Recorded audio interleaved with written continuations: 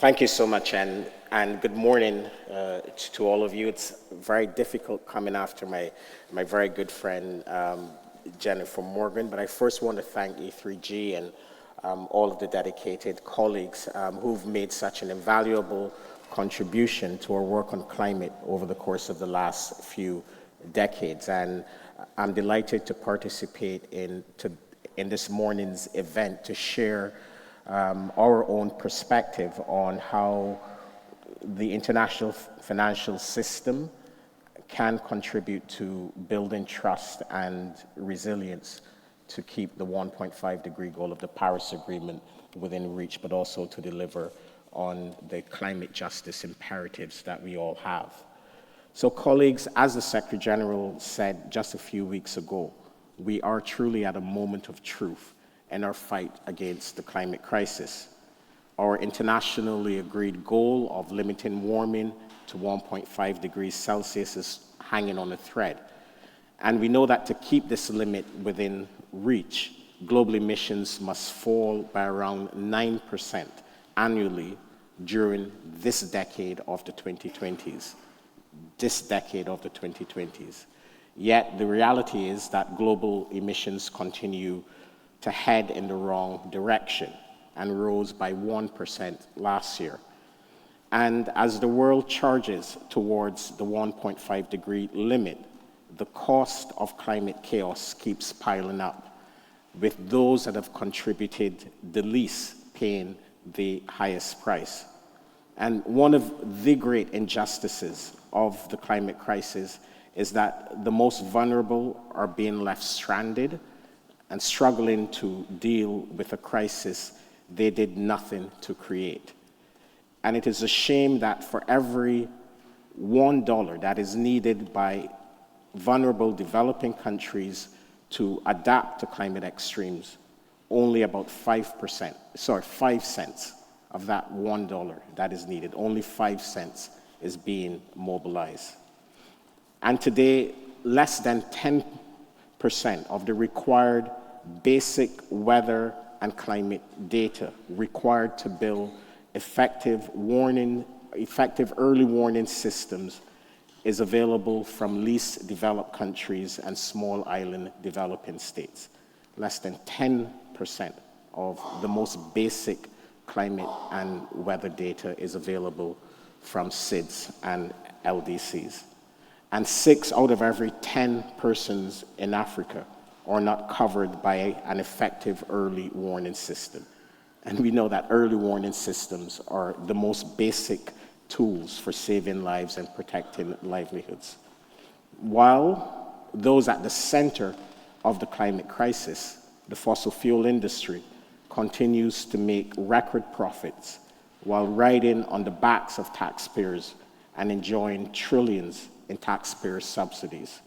So we are truly at a critical juncture in our fight against the climate crisis. And the decisions, the actions and choices made and taken by leaders today will determine the world of tomorrow.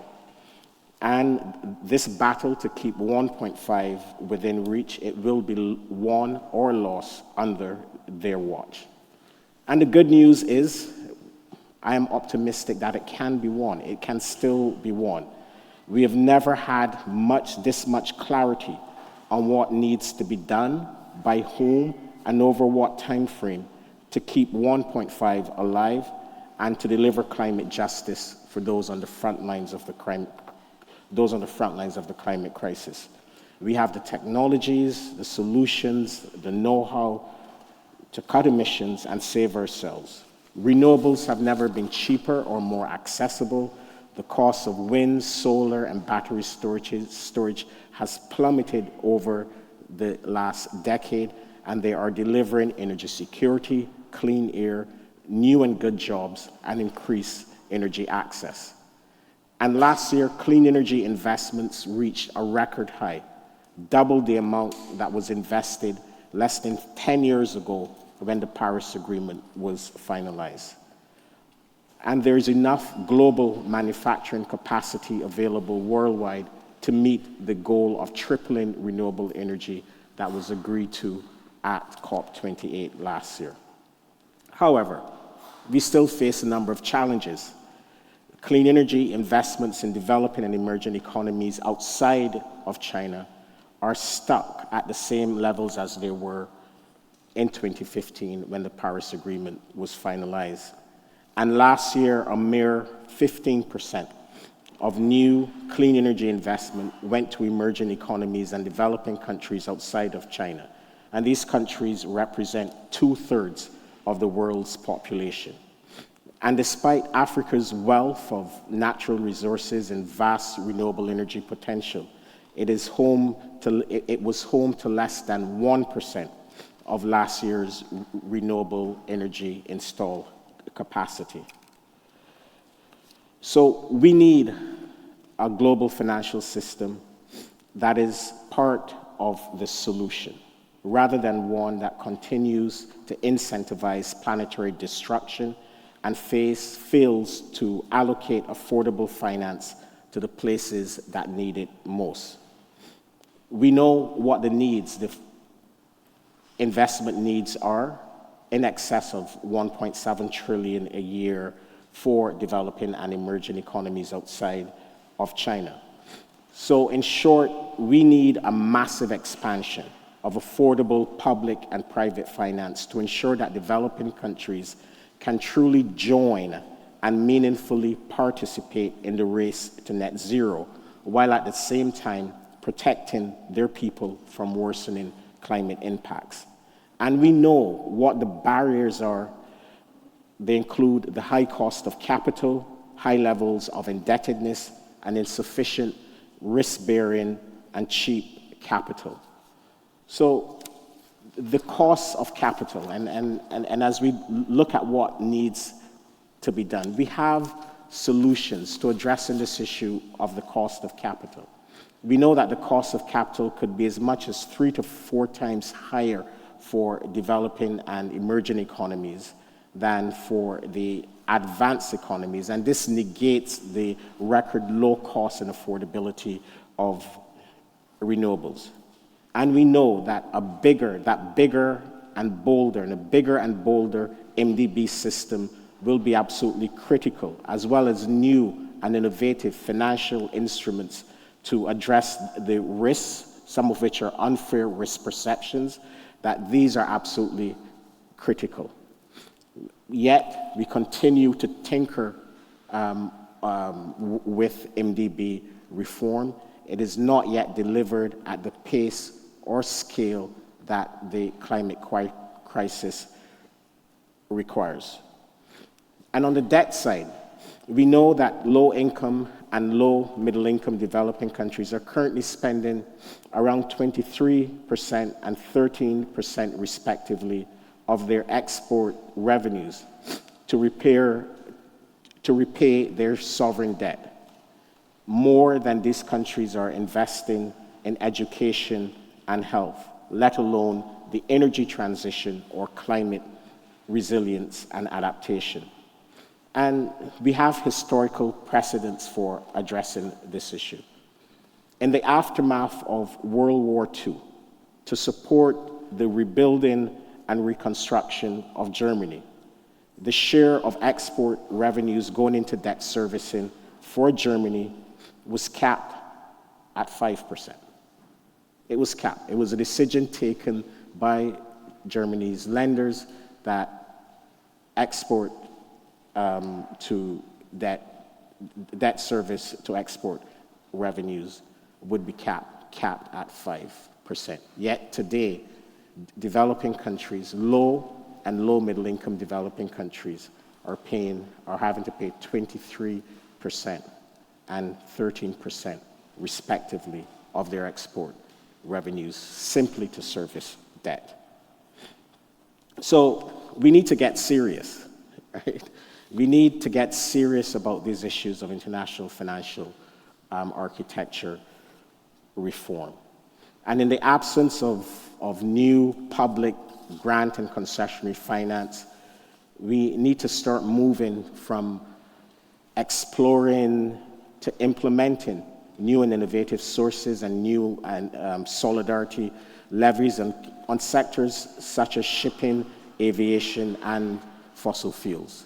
I've been involved in diplomacy for a number of decades, and we continue to have a very circular discussion on all of these issues of innovative sources. Now is the time for us to move, and the Secretary General, in his Moment of Truth speech, he clearly outlined 3 principles that should guide movement on this.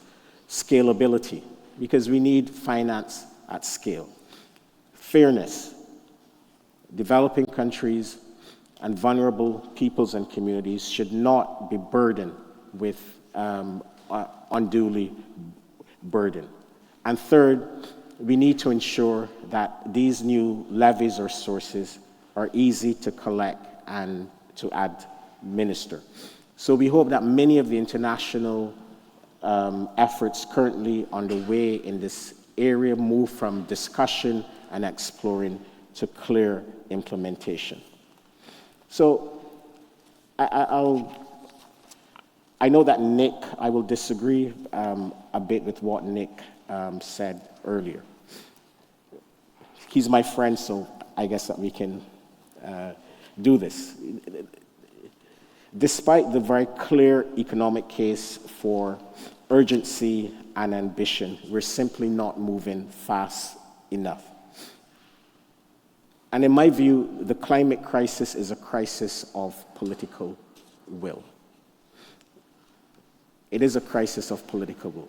The climate crisis is a crisis of political will.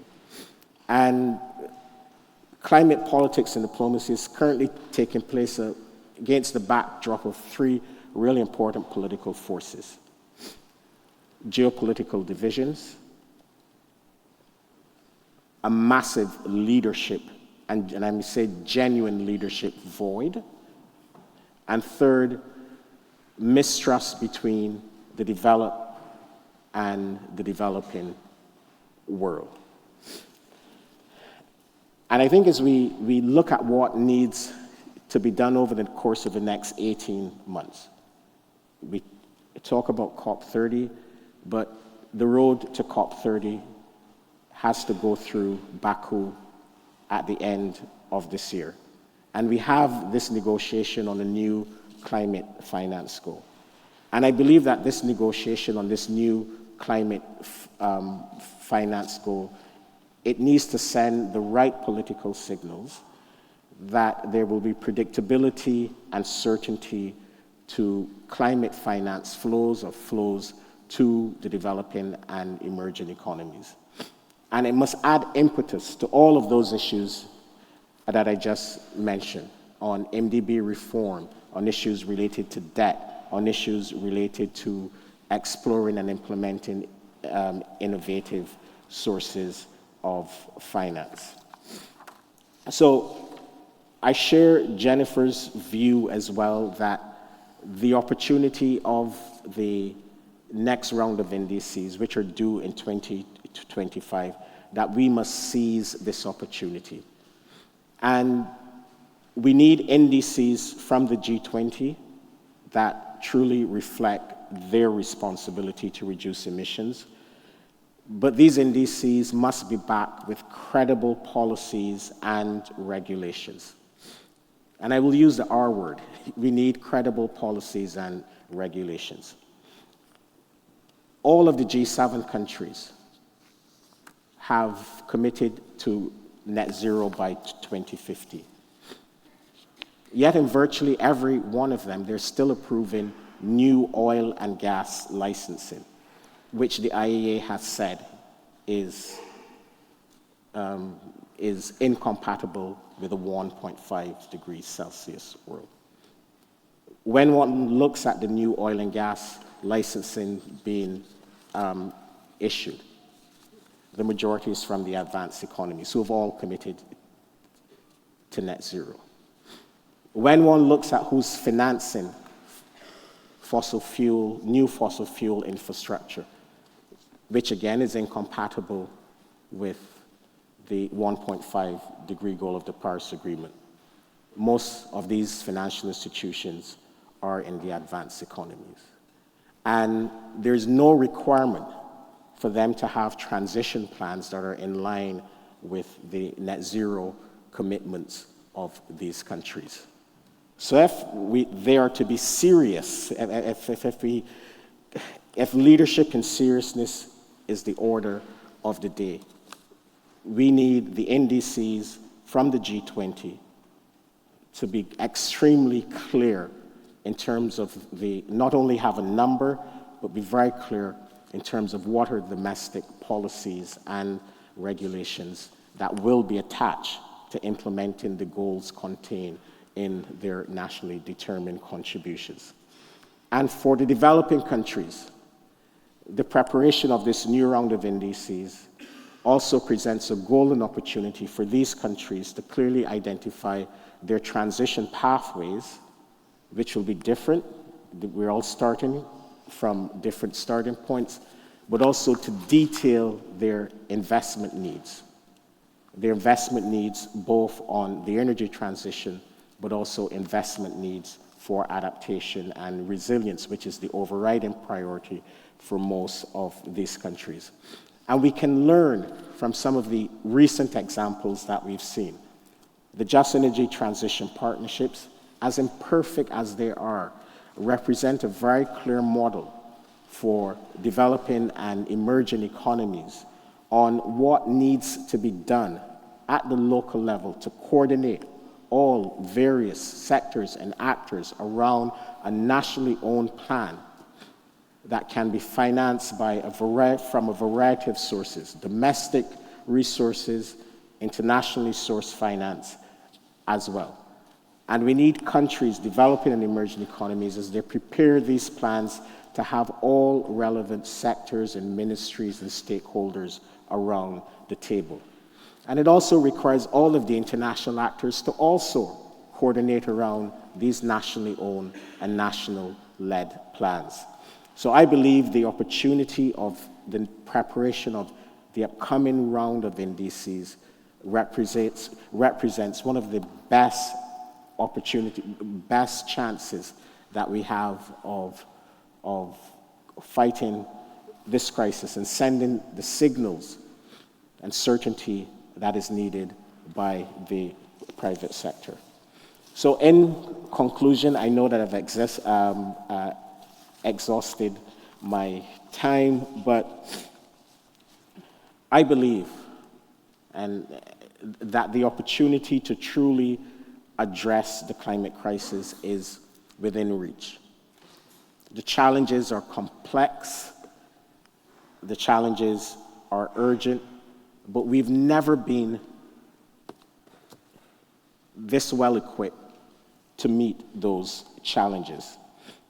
But we must overcome the divisions, we must overcome the mistrust that is currently prevalent, and for good reason, globally, and there must be a new spirit of collaboration, compromise, and cooperation. For our part, as the Secretary General said in his moment of truth speech, the United Nations is all in. We're all in. This is an all-in moment for the United Nations. Our tools, his voice, his absolute moral clarity on what needs to be done, that voice and moral clarity will always be there. And the convening power of the UN system will be used to the maximum extent to build consensus, to seek compromise, and inspire hope that we can get this job done. So, colleagues, again, thank you so much for this opportunity, and I really look forward to continuing to work with all of you, because it's not only an all-in moment for the United Nations or even for national governments. E3G has played this really amazing role in the past in helping to shape international climate policy, and we will need entities like E3G and others to help us to find ways of navigating this extremely complex and challenging landscape. So thank you so much.